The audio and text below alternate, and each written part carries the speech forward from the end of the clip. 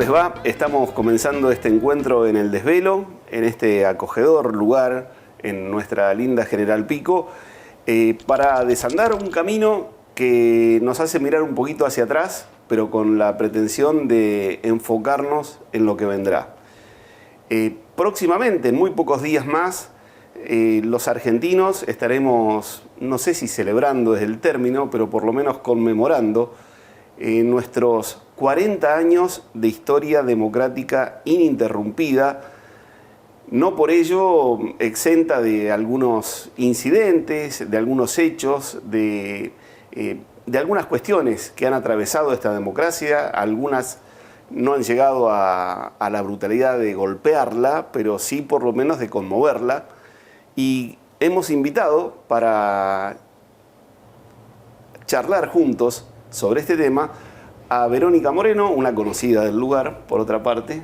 ¿Cómo te va, Vero? Bien, gracias por la invitación. Muy bien. Y a Roberto Reynoso, Tito para los amigos. Así es. ¿Cómo estás, Nani? Viejo militante, no. No le digamos, veterano. No empecemos así, claro, veterano militante. Veterano militante. De la democracia, porque un poco la idea fue reunir a ciudadanos comprometidos con un sistema que, bueno, como decíamos, se debe celebrar estos 40 años, se conmemoran, se celebran, ¿cómo? Sí, no sé si el término es celebrar, conmemorar sí, básicamente porque la recuperación del sistema democrático representó y representa la reconquista de derechos civiles y políticos. Y esto no es poco. Recuperar institucionalidad en realidad no es poco. Muchos señalan que la democracia, se trata de una democracia formal, que el ejercicio ciudadano de participar de comicios, elegir representantes, es solo una formalidad. Yo solamente digo, los que no pudieron vivir, o mejor dicho, los que vivieron otras épocas, algunos años antes de la recuperación de la democracia en el 83, podrán confirmarlo de que la falta de institucionalidad significó los 30.000 desaparecidos, el abuso de poder, la eliminación de los ámbitos de debate como el Parlamento, la eliminación de los sindicatos como representación de los trabajadores. Es decir, me parece que el sistema tiene muchas fallas. Ya, seguramente tendremos chance de comentarlas, o al menos esta es mi mirada, pero sí creo que hay que tener en cuenta el valor de esta recuperación de derechos civiles y de derechos políticos, me parece fundamental y significativo.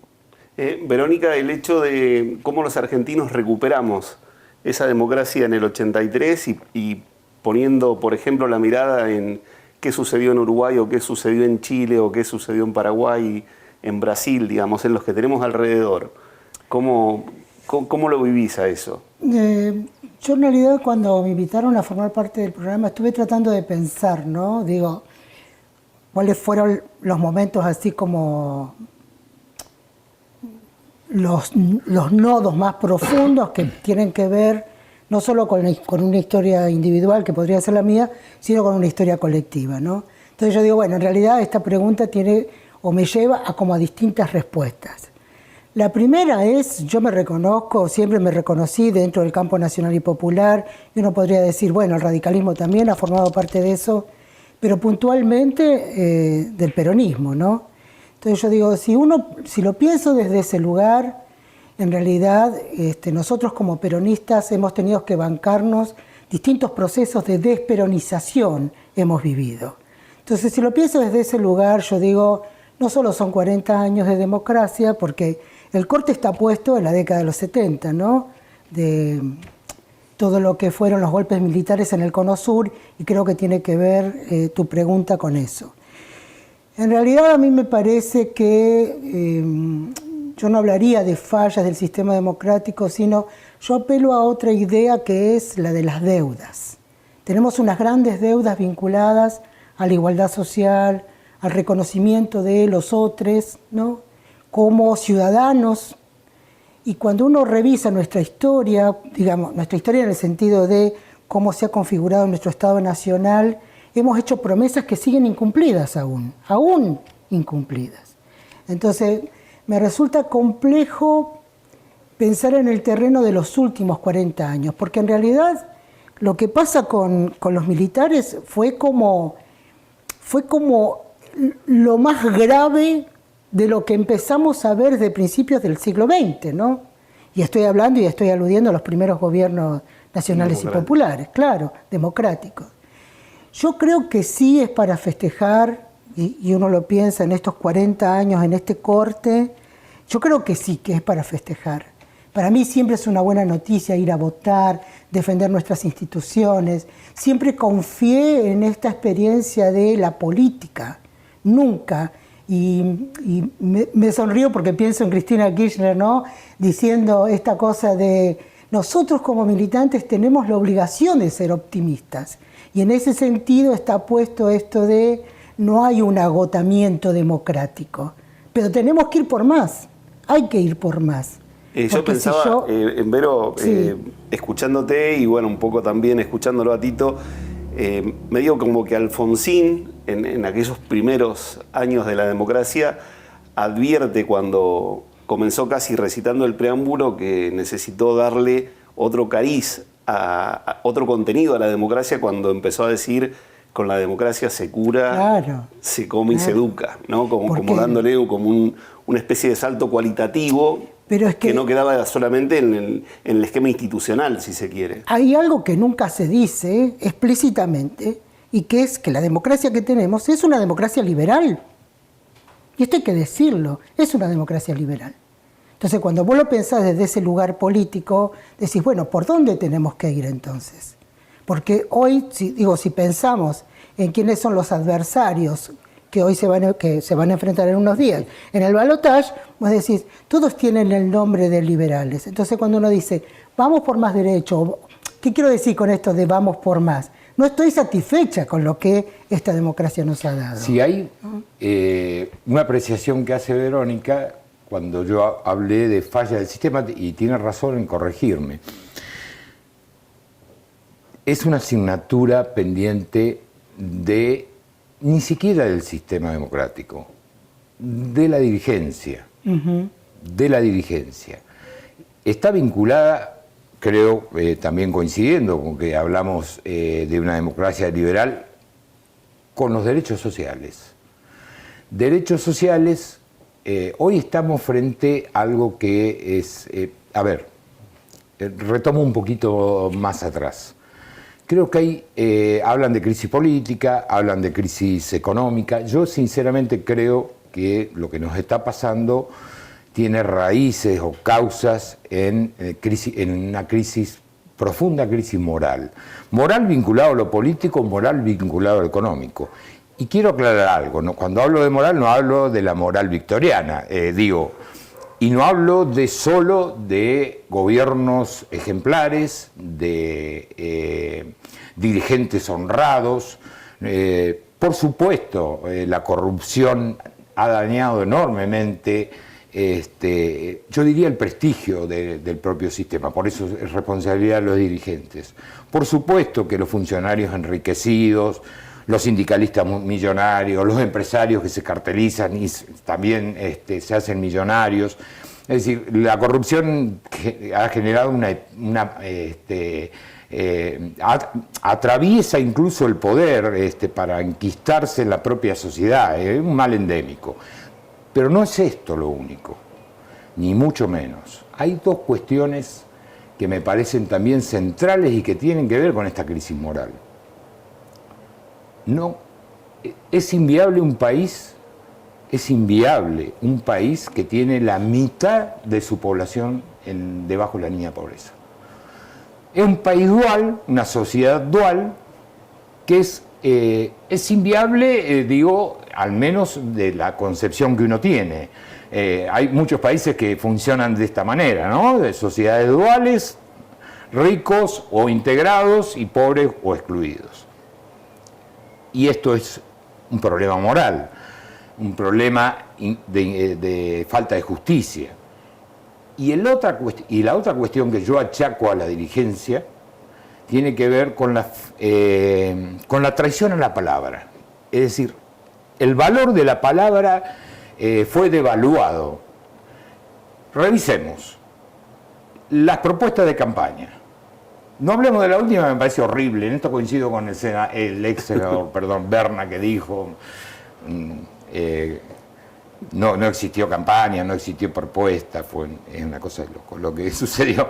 El valor de la palabra es: yo prometo un programa. El contrato social, digamos. El contrato social. Y si no hay posibilidades de cumplir con lo que vos te comprometiste con tus representados, lo tenés que señalar. Señalá si hay grupos de poder que te lo están impidiendo. Señalá que te equivocaste, si te equivocaste. Pero yo me acuerdo, y no me quiero quedar, vos cortame, Nani, cuando haga falta. Yo me acuerdo, fines de los 80, principios de los 90, un ataque furibundo contra la partidocracia. El problema de la Argentina eran los partidos políticos. Eran los partidos políticos, llega el menemismo, los partidos políticos empiezan a diluirse, si bien la Constitución se manda que los partidos son los que tienen el monopolio de la representación pública, sin embargo, empiezan a diluirse como tal. Y empiezan a aparecer, ¿se acuerdan de Borocotó? No, en aquel momento nos escandalizamos. Hoy, el valor de la palabra es que dirigentes que asumen la función pública en representación de una fuerza X, de pronto se enemistan, se enojan, se van sin tomar en cuenta de que fueron elegidos por un sector de la población. Digamos, si vos estás en desacuerdo, renunciá, viejo, andate. Esas son las tres cuestiones que yo creo que tienen que ver con la crisis moral, digamos. Problemas de corrupción endémica, la desvalorización de la palabra y la profunda sociedad injusta que tenemos, ¿no? Cortada casi a la mitad. Creo que son las asignaturas, no las fallas, las asignaturas del sistema o de los dirigentes que participan de la democracia. La noción de casta que esgrimió, el innombrable, digamos, como noción, ¿empalma un poco con eso? ¿Empalma un poco con el hecho de la devaluación o la crisis dirigencial? De alguna manera creo que sí. Lo que pasa, yo he hablado en muchas ocasiones de la clase política, ¿no? Haciendo referencia a quiénes son los que representan a la ciudadanía. Hay una cosa que para mí es muy clara y que tiene que ver con cómo elegimos a nuestros representantes. Y la verdad es que, voy a hablar en general, no voy a decir en todos los casos, pero en general no estamos representados, Doña Rosa, como decía Neustadt. Digamos, voy a tratar de ser clara en lo que quiero decir. En el 2000, el fin de la historia, Fukuyama, esto que nos dijeron, en realidad ni siquiera, porque todo este discurso contra la dirigencia política en realidad atenta contra nuestros propios dirigentes.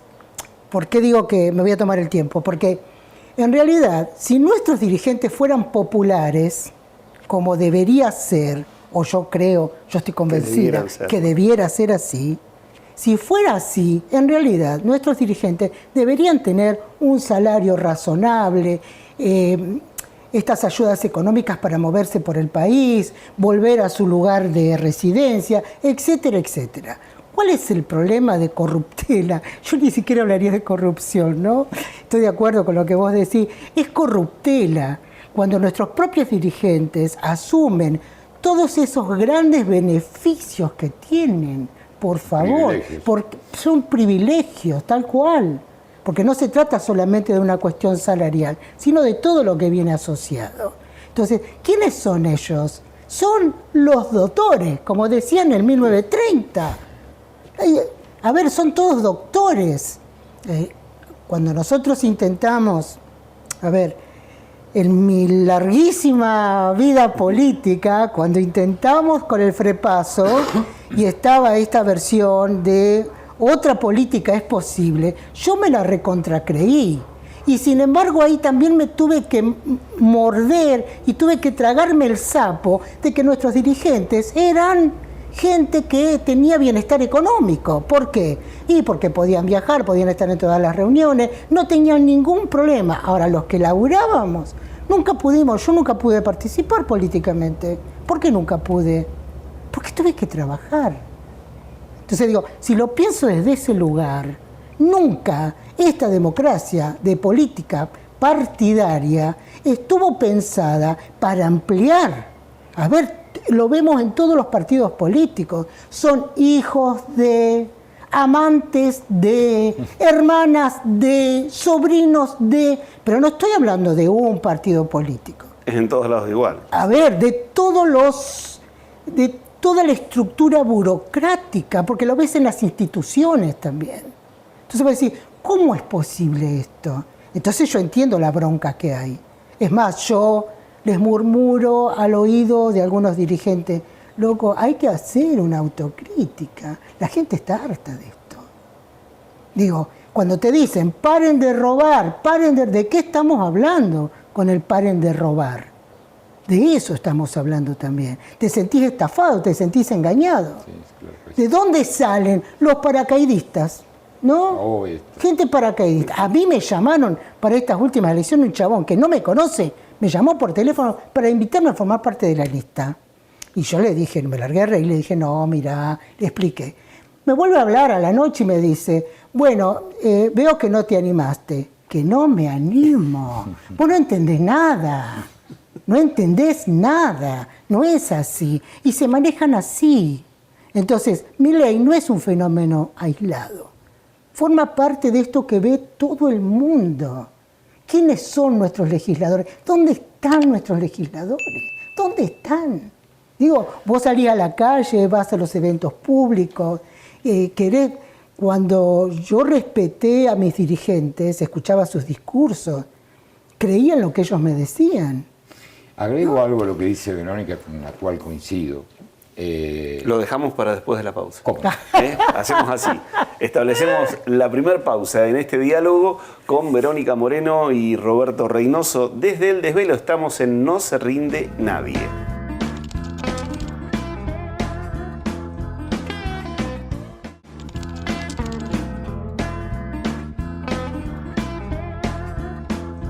Aquí continuamos en el desvelo, en No se rinde nadie. Recordamos que nuestros visitantes se van a llevar en el día de hoy un regalo de Vinería 240 y también de Diego Córdoba Pastelería, que hacen lo posible para que se vayan con las manos llenas. Roberto, antes del corte nos decías, coincidías y querías ampliar. Sí, coincido con lo que señalaba Verónica, coincidiendo con lo que señalaba Verónica respecto a la dirigencia. Quiero agregar algunas cosas, y esto tiene que ver con algo empírico, es decir, con algo que viví yo personalmente. Primero, la dilución, por llamarlo de algún modo, el desvanecimiento de los partidos causó también que la poca formación, si querés, que había dentro de los partidos de sus dirigentes también se fuera absolutamente como agua entre los dedos. Es decir, falta de formación de dirigentes con capacidad teórica, pero también capacidad de gestión. Esto se logra con partidos que puedan formar escuelas de formación, escuelas de gobierno, eso también podría hacerse. Es cierto que existieron experiencias al respecto, pero mucho más profundamente. Y el dirigente y el dirigente, si bien yo no estoy absolutamente en desacuerdo, que el dirigente que ejerce la gestión, no, y la gestión en algún ámbito del Estado, casi se hace profesional y es verdad que demanda muchísimo tiempo. Esto lo digo, experiencia personal. Pero, ¿qué pasa si no hay una interrupción, que ese dirigente tome una bocanada de aire y diga, bueno, llegó el momento, tomo un descanso, me voy al llano, me voy a la popular, no sigo en la platea, pierde contacto con la realidad? Muchos de nuestros dirigentes no viven de un salario, o mejor dicho, viven de un buen salario, pero de un salario ajustado que va perdiendo poder adquisitivo por la inflación o por lo que sea. Muchos dirigentes no han pagado un sueldo jamás, digamos, tener que sostener un emprendimiento, una empresita, y ese desconocimiento se traduce después en la gestión, se traduce y en la ineficacia de la gestión. Porque, a ver, hay toda una discusión, no sé si hay una discusión, en realidad están aquellos con la posición, el problema es el Estado, otros que dicen, no, tiene que haber más Estado. En realidad, para mí no hay dudas, Estado sí o sí, Estado sí o sí, pero Estado eficiente, no Estado bobo, Estado, no quiero utilizar otros términos más groseros, que pueda prestar los servicios como corresponde a la población, ¿no? Que sostiene a través de los impuestos. Tito, un poco reconocías en el primer bloque el hecho de los 30.000. Sí. ¿No se advierte también la falta de esos 30.000? Vos sabés que dialogando con Simón a la hora de producir el programa, tuvimos ocasión de ver una intervención de Hernán Casiari, no sé si la han visto, no.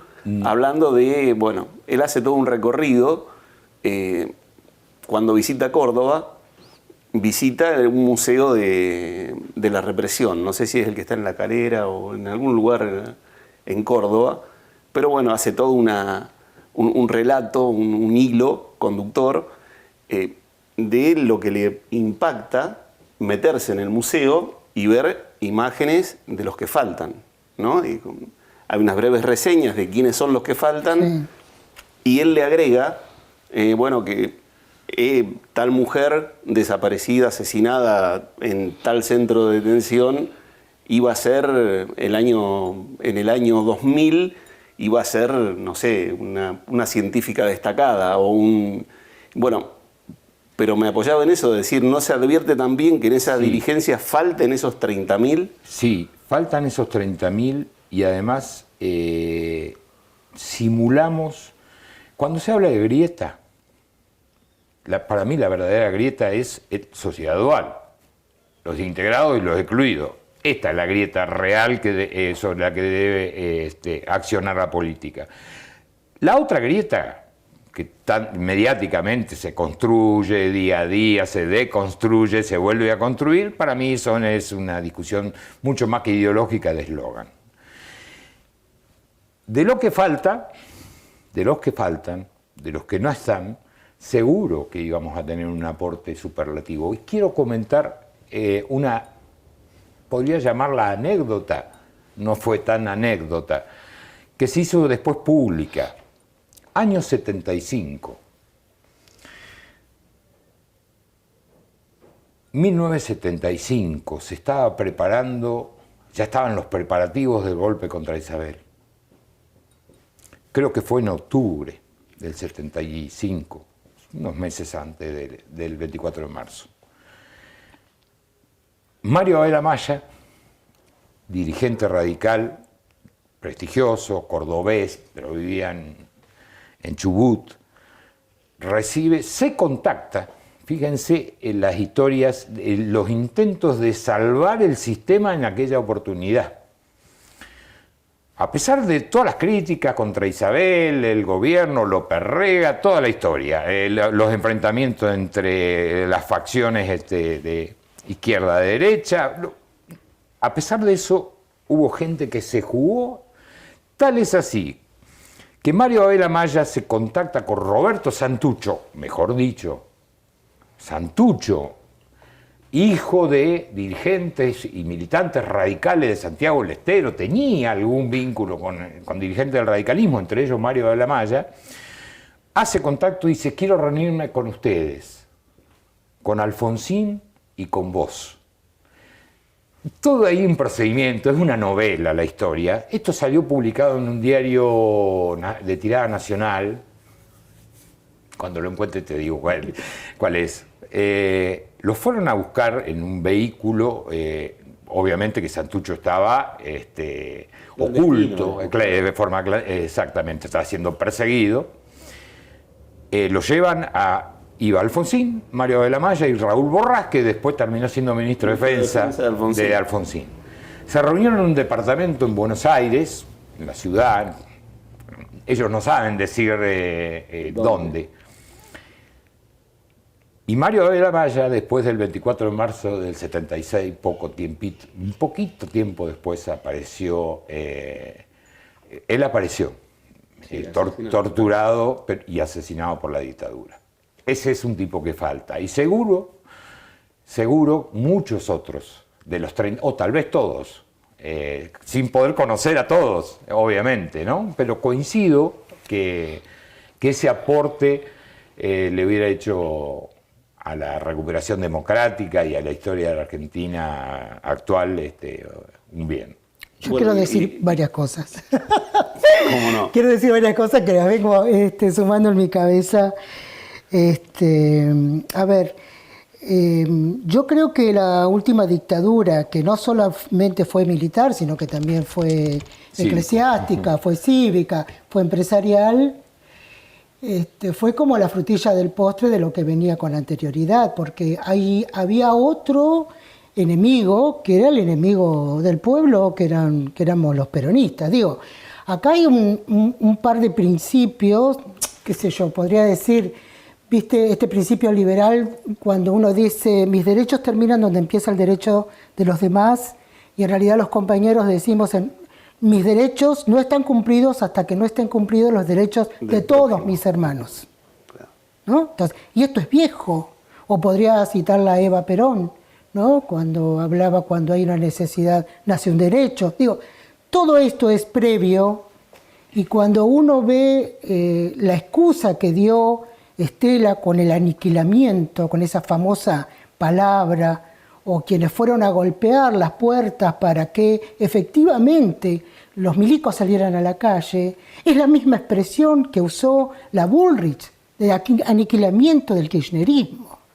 Entonces yo digo, acá cuando uno tiene una mirada histórica, cuando uno puede ir revisando qué continuidades hay en nuestra propia historia, a mí me da escalofríos eso, porque eso quiere decir que la grieta es más grande de lo que nosotros nos imaginamos, porque hay otro elemento que yo agregaría a esto, que es la dictadura terminó o la terminamos, no quiero discutir sobre eso, pero lo cierto es que a nivel cultural triunfó, porque triunfó de la mano del neoliberalismo. No, y 40 años después, Vero, el negacionismo sobre los hechos más cruentos de la dictadura está en debate, digamos. Hay otra cosa que a mí me gustaría traer sobre la mesa, que es cómo explicamos la dictadura. ¿Qué hipótesis tenemos respecto de por qué sufrimos la dictadura en todo el Cono Sur? Chile, Uruguay, Bolivia y Argentina. ¿Cuál fue la necesidad de desaparecer la gente? En realidad hay un proyecto económico detrás que escapa, por lo general escapa a los análisis, ¿no? Porque en realidad hay otro, se oculta, y hay un modelo, y en ese sentido fueron muy eficientes fueron. Porque cuando viene Menem, después de la dictadura, Menem, y lo digo con... Bueno, por algo me fui al frepaso, ¿no? Cuando vino Menem, lo que hace él es lograr lo que la dictadura no había terminado, por favor. Cuando hay dos elementos de regulación social, a mí me parece, es mi criterio. Uno es el mercado y el otro es la política. Los movimientos nacionales y populares siempre estuvieron centrados en la política. Cuando empezamos a hablar de libertad de mercado, todo eso lo perdemos. El consenso de Washington de la década de los 80 justificó, Reagan, Thatcher en Estados Unidos. No teníamos escapatoria, el Cono Sur no tenía escapatoria. Y nuestras propias fuerzas, porque también, pensar en el eslogan ese peronista, ¿no? El 2000 nos va a encontrar unidos o dominados.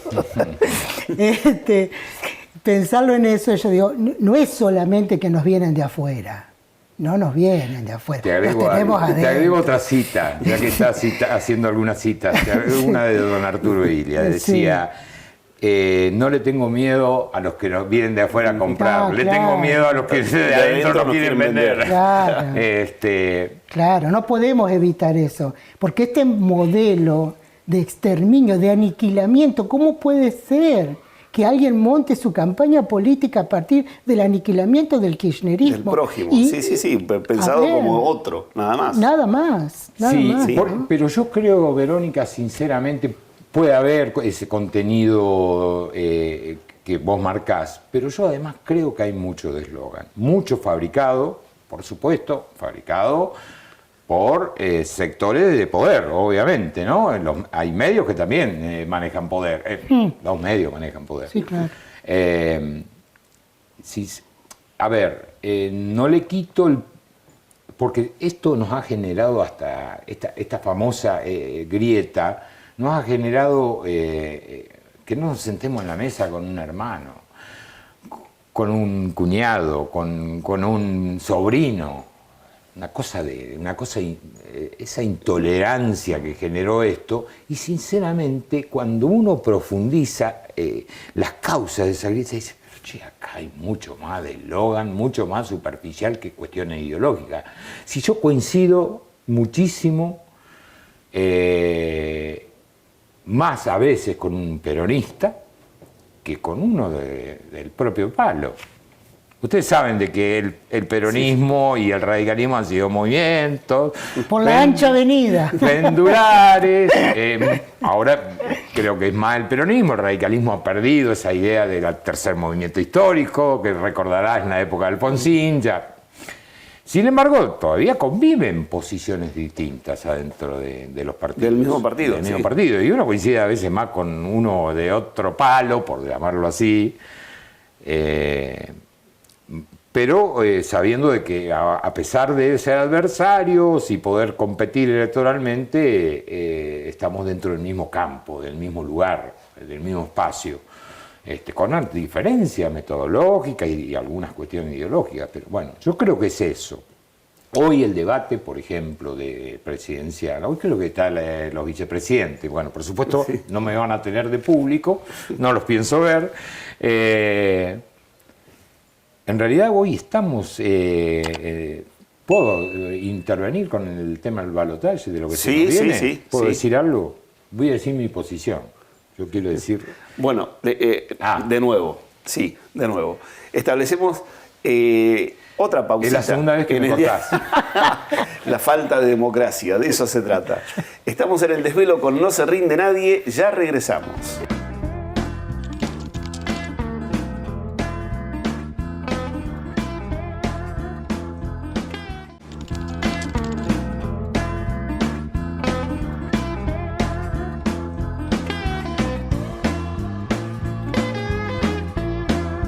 Aquí estamos en el desvelo, estamos en No se rinde nadie. Antes de la pausa, nuevamente le habíamos pasado la guillotina a Reynoso, vamos a permitirle.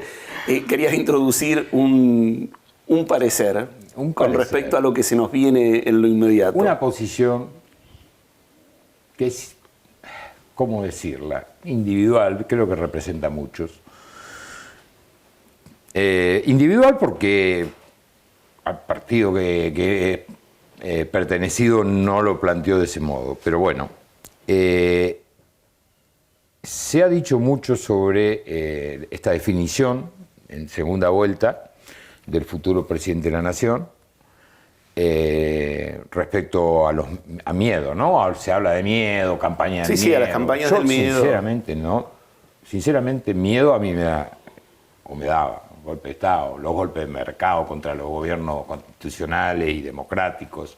Esto no me da miedo. Sinceramente, destierro el miedo. Hay algún amigo que ha salido que le ganó el miedo, meto una postilla, gran amigo mío, bueno, no coincido con él. No creo que para nada la gente tiene que ir a tomar una decisión, cualquiera sea, con miedo. En lo personal, creo que se tendría que haber planteado una tercera opción a pesar de que existen dos. Yo, me quedan dos formas, estoy pensándolas, o el blanco o el nulo.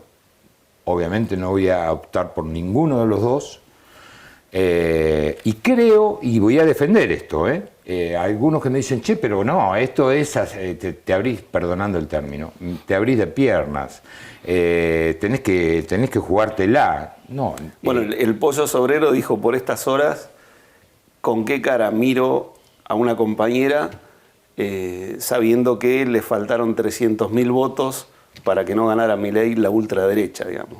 Sí. Eso es lo que dice Sobrero, dijo sí, eso. Y yo, a diferencia del Pollo Sobrero, yo digo, en determinado momento uno tiene que jugarse por convicciones y hacerlo con responsabilidad. Y para mí, actuar con responsabilidad es no optar por ninguna de las dos, por las dos propuestas, o cualquiera de estos dos candidatos. Primero porque no me generan certidumbre, al contrario, me generan desconfianza. A uno se lo conoce más, digamos. Al que se lo conoce más no resiste archivo, le resiste la cara, eso sí, pero no le resiste el archivo. Y al otro casi ni lo conocemos. Es más, yo creo que ni sé si es liberal.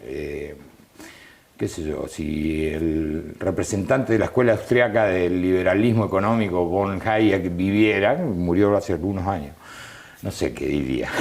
De ese liberal. Sí, o anterior, Karl Popper o von Mises, liberales que son pertenecientes a la escuela del neoliberalismo, digamos, ¿no? Ninguno de los dos me convence y no opto por el menos malo. Creo que ninguno de los dos me da ningún tipo de confianza, porque creo que los dos nos van a traicionar con la palabra. Estoy convencido que ¿No advertís riesgo democrático con Milei? Mirá, un viejo dirigente, yo era un pibe, me dijo una vez: si es antidemocrático, metámoslo dentro del sistema. Rico es antidemocrático, se pintaba la cara y quería hacer una sonada contra el gobierno de Alfonsín. Metámoslo adentro del sistema. Que vaya a elecciones, tal fue así, de que el Modena Campico, me acuerdo, salió segundo en una elección. Sí, en San Miguel ganó. En San Miguel fue intendente, además. No le tengo miedo por ese lado. Y además, creo que lo dijo Miriam Bregman, el leones se termina en un gatito. Digo, a ver, Milei, las propuestas de un rockstar, porque yo creo que es más un rockstar, o por lo menos escenográficamente parece un rockstar, inviables, no tiene además control del Poder Legislativo. ¿Qué va a hacer? ¿Lo va a cerrar el Congreso, como hizo Fujimori en Perú? ¿Va a gobernar por decreto? ¿Cuánto aguanta? Creo que la mano del ángel exterminador, así le llamó el turco a Jorge Asís a Macri, que tenía todo planificado para 2 días después de la elección darle el apoyo, lo va a ir guiando para que se mantenga dentro de un panorama razonable. Bueno, nada, quiero explicar eso, pero en definitiva, ninguno de los dos salen del mismo tronco.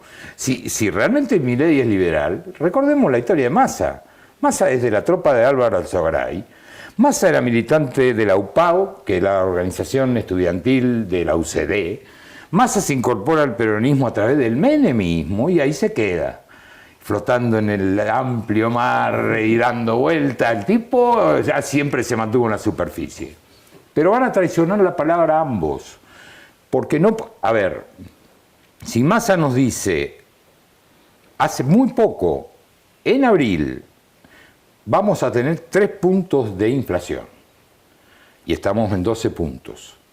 Si previamente nos dijo, voy a meter preso a todos los corruptos y voy a echar a los ñoquis de la cámpora, y no cumplió con la palabra, no va a cumplir con la palabra en el próximo periodo.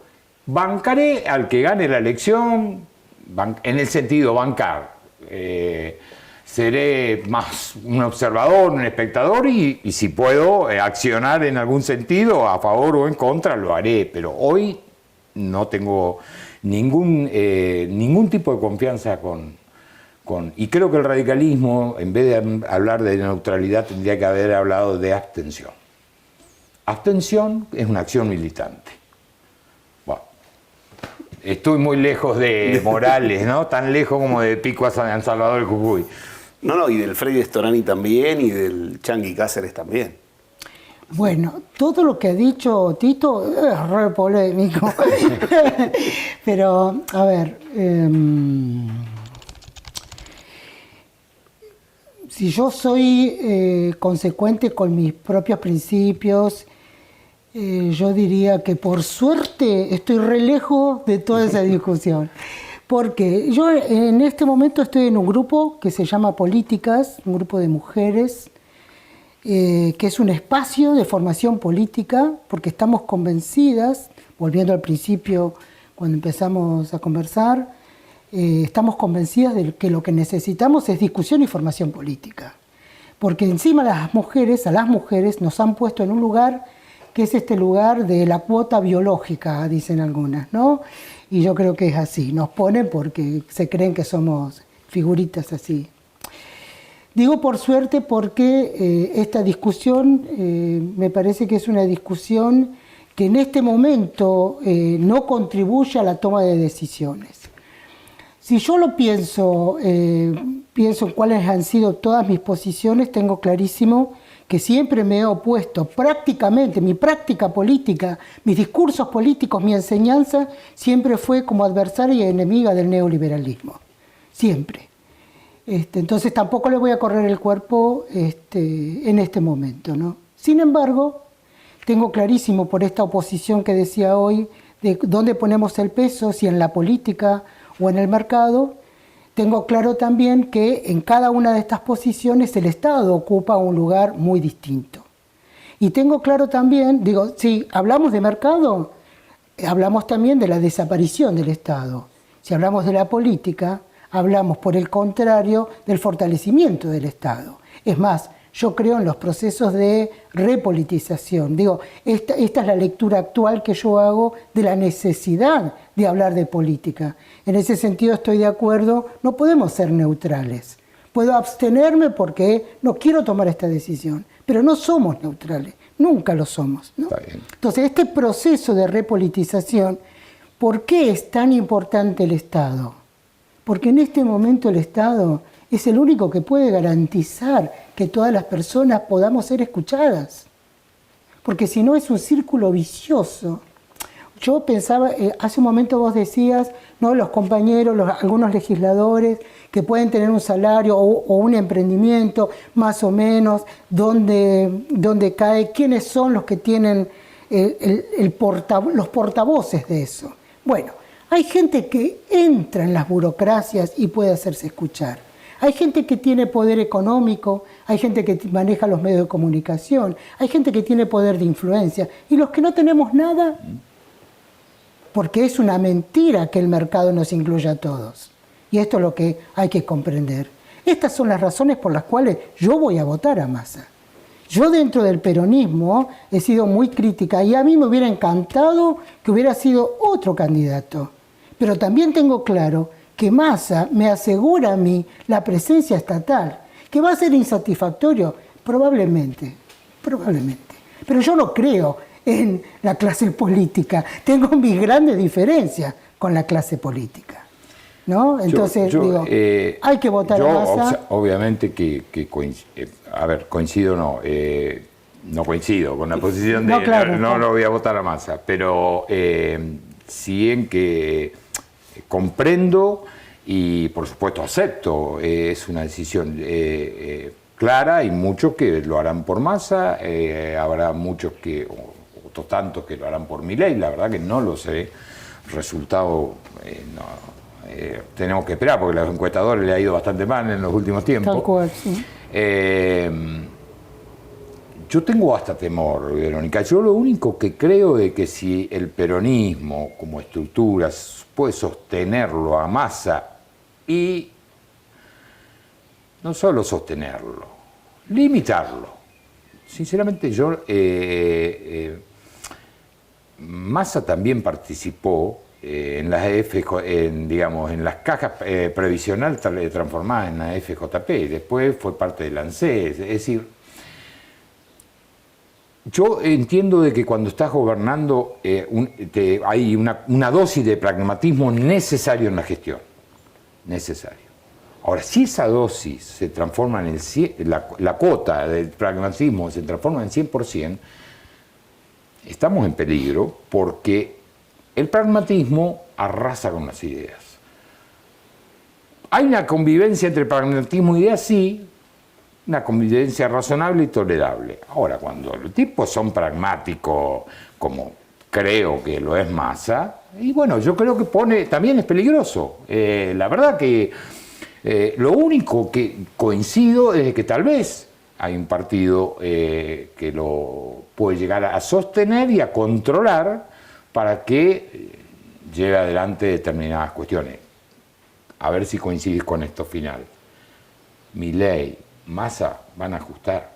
Ya los ajustes vienen dándose gradualmente, despacito.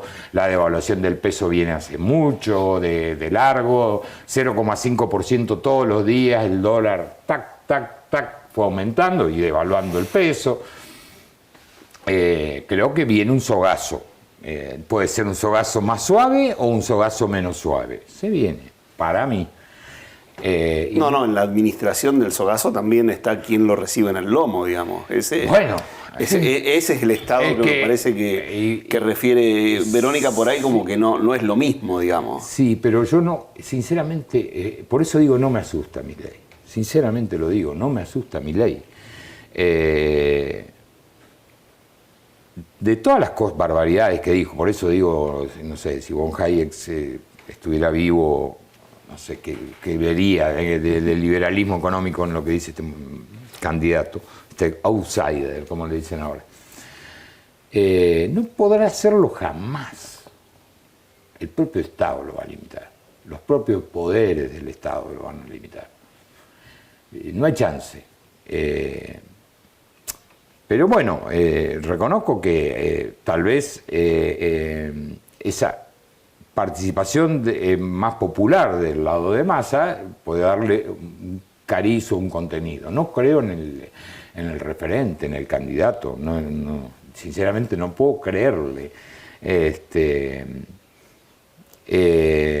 Pero bueno, es una posición personal que me hubiera gustado, que hubiera sido mucho más militante y de mucho. No sé qué va a suceder ese día, si habrá mucho voto en blanco, si habrá votos impugnados o no.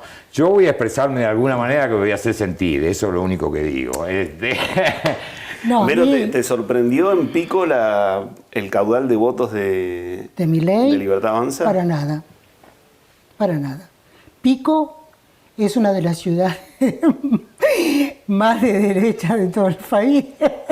Mira, hace un par de años atrás me da risa porque esto se sabe ¿Será por eso que perdíamos siempre nosotros? No creo, en los grupos feministas, digamos, ¿no? Con todas las discusiones respecto del aborto, estas discusiones tan progresistas. Una vez vi un mapa, ¿no? Y La Pampa no es la provincia más conservadora, más conservadora, no lo es, pero dentro de la provincia de La Pampa, General Pico sí. Es una ciudad muy conservadora, Bueno, y después, pero lo que pasa es que también habría que analizarlo en otros términos, que son los términos de qué pasa con el Partido Justicialista dentro de La Pampa, ¿no? Digo, cómo juegan la campaña, qué referente. No nos olvidemos de dónde viene Martín Maqueira, ¿no? Quién lo trajo, quién permitió el desembarco acá en la provincia de La Pampa, quiénes lo alentaron. Bueno, y esto siguió creciendo.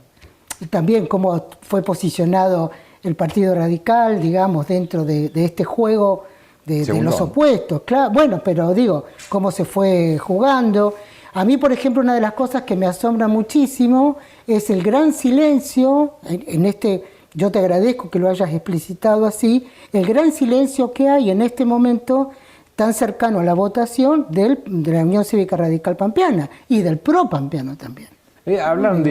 Salió un comunicado hace sí, pero hay un silencio atroz. Y el silencio habla por sí solo, ¿viste? También digo, más allá de los supuestos mandatos de los dirigentes partidarios a la población, y la población toma la decisión que le parece. Sí, por supuesto. No lo manda absolutamente nadie. Tal vez sea el peronismo, con sus organizaciones de base, sus sindicatos, que tenga mayor poder de contención en determinado sector de la población y que genere una guía, si se quiere, hacia dónde ir. El resto de la gente vota como quiere. Bueno, pero Verónica tiene razón. En Pico hubo elecciones sorprendentes. Sorprendentes. Sí, porque esta no es la primera. Entonces uno tendría que mirar, ir ajustando esas cosas. Capaz que tengas razón, ¿no? Cuando Modín, el Modín obtuvo el segundo lugar acá en Pico. El Mofepa, acordate del Mofepa. Bueno. Me encantaría, ¿viste? Si yo me dedicara a esto, a hacer un análisis más fino, ir así. Apoyada en los números. Apoyada en números, poder decirlo. Pero, a ver, hay cosas que son como muy claras. Y la condena que tenemos en Pico, los que pensamos diferentes o los que nos salimos de los límites normales. Bueno, ¿no? yo sufrí mucho eso. Sí, sí. El agradecimiento por la paciencia. Como les decíamos, se van a llevar un regalo de Vinería 240 y de Diego Córdoba Pastelería. Les agradecemos el haber contribuido a rememorar y afilar un poco también la punta del lápiz. Yo me quedo con ganas de decir un montón de cosas. Sí, yo le quiero agradecer. Que conste frente a cámaras. Y yo le agradezco a Nani que me sacó del armario. Yo estaba metido en el ropero, allá, olvidado, y me trajo con el productor que me insistió, dijo, no va a venir. Bueno, acá estuve. No, sí, yo también les agradezco. Sí, yo también estoy muy encerrada en mi casa. Está muy bien. A meter los pies al barro, digamos. A eso lo hemos invitado. Amigos, gracias, a votar el 19. Esa es la convocatoria. Nos reencontramos en la próxima edición de acá, desde el desvelo con No se rinde nadie. Hasta la próxima.